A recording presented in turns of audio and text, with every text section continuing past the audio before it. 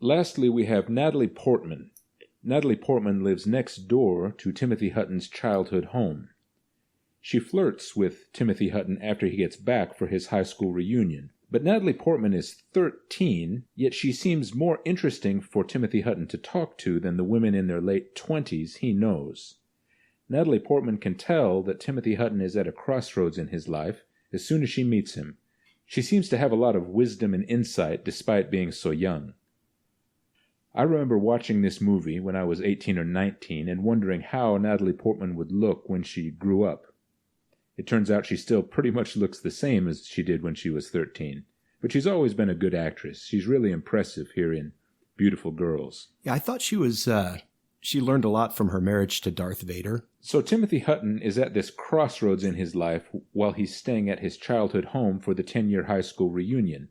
And he and Natalie Portman start talking and even flirting a little, and they develop a crush on each other. Timothy Hutton seems to think that personality-wise, Natalie Portman might grow up to be the most attractive woman he's ever met, and that's just 5 years away. Now that's a surprising thing for the screenwriter to do, the 28-year-old guy and the 13-year-old girl getting a crush on each other. It's not a Lolita thing, though. They don't present it as something sexual.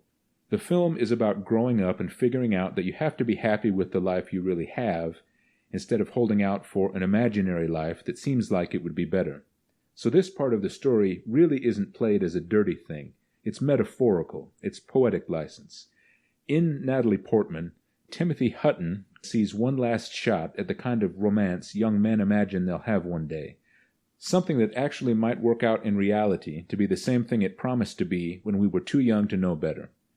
He tells Noah Emmerich that he could wait 5 years for Natalie Portman. He'd be 33 and she'd be 18, and maybe that could work. He tells Noah Emmerich that he just wants something beautiful out of life. Then, much to Timothy Hutton's surprise, Natalie Portman gets exactly the same idea. She tells him they could wait 5 years until she's graduated from high school, and then the age difference wouldn't be a big deal.